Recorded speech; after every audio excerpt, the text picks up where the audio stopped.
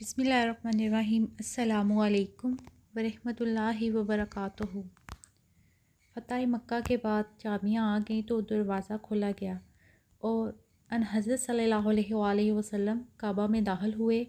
آپ صلی اللہ علیہ وآلہ وسلم نے اس سے پہلے حضرت عمر رضی اللہ تعالیٰ عنہ کو حکم دیا تھا کہ کعبہ میں پہنچ کر وہاں بنی ہوئی تصاویر مٹا دیں۔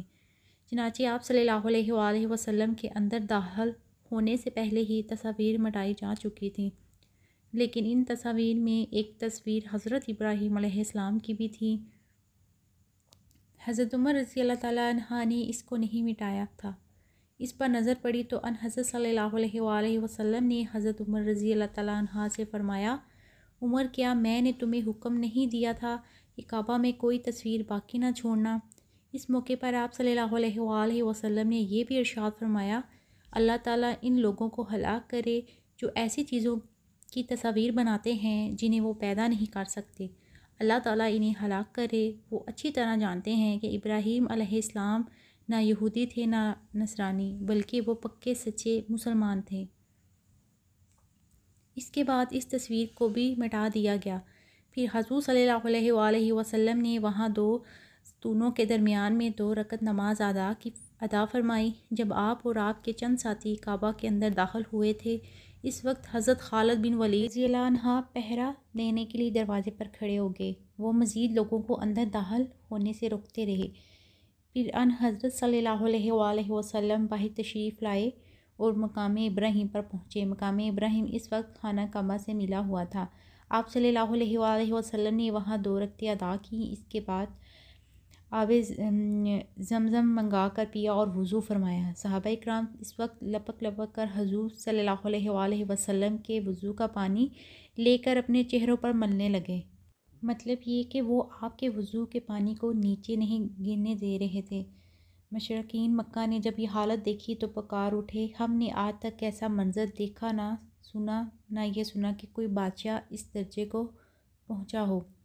اللہ کے رسول صلی اللہ علیہ وآلہ وسلم جب حرم میں آ کر بیٹھ گئے تو لوگ آپ صلی اللہ علیہ وآلہ وسلم کے ارد گرد جمع ہو گئے۔ ایسے میں حضرت ابو بکر رضی اللہ تعالیٰ عنہ اٹھ کر گئے اور اپنے والد ابو قحافہ کا ہاتھ پکڑ کر انہیں لے آئے۔ ابو قحافہ کی بینائی جاتی رہی تھی۔ ادھر جو ہی ان حضرت صلی اللہ علیہ وآلہ وسلم کی نگاہ حضرت ابو قحافہ پر پڑی تو فرمایا، اے ابو بکر، تم نے والد محترم کو گھر پر ہی کیوں نہ رہنے دیا؟ میں خود ان کے پاس چلا جاتا۔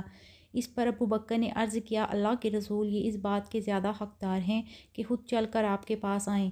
پھر حضرت ابو بکر رضی اللہ تعالیٰ عنہ نے ابو قحافہ کو ان حضرت صلی اللہ علیہ وآلہ وسلم کے سامنے بٹھا دیا۔ ان حضرت صلی اللہ علیہ وآلہ وسلم نے اپنا دست مبارک ان کے سینے پر پھیرا اور فرمایا، مسلمان ہو کر عزت و سلامتی کا رستہ اختیار کرو۔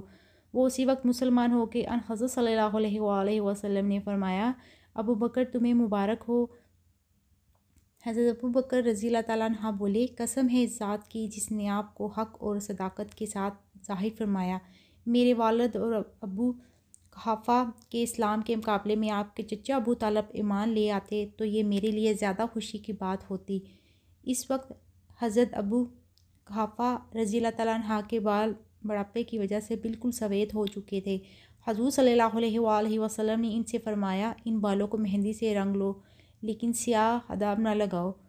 مورخین نے لکھا، سب سے پہلے حضرت ابراہیم علیہ السلام کو اپنے بالوں کی سفیدی کا احساس ہوا تھا۔ جب زیادہ عمر ہونے پر بال سفید ہونے لگے تو انہوں نے اللہ تعالیٰ سے عرض کیا، اے باری تعالیٰ، یہ کیسی بدصورتی ہے جس سے میرا روح بدنما ہو گیا ہے۔ اس پر اللہ تعالیٰ نے ارشاد فرمایا، یہ چہرے کا وقار ہے، اسلام کا نور ہے۔ میری عزت کی قسم، میرے جلال کی قسم، جس نے یہ گواہی دی کہ میرے سوا کوئی معبود نہیں اور یہ کہ میری خدائی میں کوئی شریک نہیں، اور اس کے بال بڑھاپے کی وجہ سے سفید ہو گئے، تو قیامت کے دن مجھے اس بات سے حیا آئے گی کہ اس کے لیے میزان عدل قائم کروں، یا اس کا نامہ اعمال سامنے لاؤں، یا اسے عذاب دوں۔ اس پر حضرت ابراہیم علیہ السلام نے دعا کی، اے پروردگار، پھر تو اس سفیدی کو میرے لیے اور زیادہ کر دے۔ چنانچہ اس کے بعد ان کا سر برف کی طرح سفید ہو گیا۔ اس سے معلوم ہوا کہ بڑھاپے کی سفیدی اور خود بڑھاپا اللہ تعالیٰ کی بہت بڑی نعمت ہے، اور مومن کے لیے عمر کی یہ منزل بھی شکر کا مقام ہے۔ حضرت ابو بکر صدیق رضی اللہ تعالیٰ عنہ کے گھرانے کو یہ فضیلت بھی حاصل ہے کہ ان کا سارا گھرانہ ہی مسلمان ہوا، کوئی ایک فرد بھی نہ رہا جو مسلمان نہ ہوا ہو۔ اکرمہ بن ابی جہل ان 11 افراد میں سے ایک تھے جن کے قتل کا حکم ان حضرت صلی اللہ علیہ وآلہ وسلم نے دیا تھا۔ اس حکم کی وجہ یہ تھی کہ انہوں نے اور اس کے باپ ابو جہل نے مسلمانوں کے ساتھ بہت زیادتیاں کی تھیں۔ یہ حکم سنتے ہی اکرمہ یمن کی طرف بھاگ نکلے۔ اس وقت تک اس کی بیوی حضرت ام حکیم بنت حارث مسلمان ہو چکی تھیں۔ انہوں نے حضور اکرم صلی اللہ علیہ وآلہ وسلم سے حضرت اکرمہ کے لیے امان طلب کر لی اور ان کے تعاقب میں گئیں۔ حضرت اکرمہ بحری جہاز میں سوار ہو چکے تھے تاکہ کسی دوسرے ملک چلے جائیں۔ یہ بحری جہاز سے انہیں واپس لے آئیں اور ان سے کہا، میں تمہاری طرف سے اس شخصیت کے پاس سے آئی ہوں جو سب سے زیادہ رشتہ داروں کا خیال کرنے والے اور سب سے بہترین انسان ہیں۔ تم اپنی جان ہلاکت میں مت ڈالو، کیوں نہ کہ میں تمہارے لیے ایمان حاصل کر چکی ہوں۔ اس طرح حضرت اکرمہ رضی اللہ تعالیٰ عنہ اپنی بیوی کے ساتھ ان حضرت صلی اللہ علیہ وآلہ وسلم کی خدمت میں حاضر ہوئے اور اسلام لے آئے۔ حضرت اکرمہ رضی اللہ تعالیٰ عنہ بہت بہترین مسلمان ثابت ہوئے۔ وہ بہت زبردست جنگ جو بھی تھے، خوب جہاد کیا، بڑے صحابہ میں آپ کا شمار ہوا، جنگ یرموک میں رومیوں کے خلاف لڑتے ہوئے شہید ہوئے۔ اس طرح باقی لوگوں کو بھی ایمان مل گئی۔ ان میں ہندو بنت حارث بھی تھے۔ ان حضرت صلی اللہ علیہ وآلہ وسلم نے ان کے قتل کا بھی حکم دیا تھا۔ یہ حضرت ابو سفیان رضی اللہ تعالیٰ عنہ کی بیوی تھیں۔ ان کے قتل کا حکم آپ نے اس بنا پر دیا تھا کہ غزوہ احد میں انہوں نے حضرت حمزہ رضی اللہ تعالیٰ عنہ کا مسئلہ کیا تھا، یعنی ان کے ناک کان وغیرہ کاٹے تھے، لیکن انہیں بھی معافی مل گئی اور یہ بھی مسلمان ہو گئے۔ صفوان بن امیہ کے بھی قتل کا حکم ہوا تھا، انہیں بھی معافی مل گئی اور یہ بھی مسلمان ہو گئے۔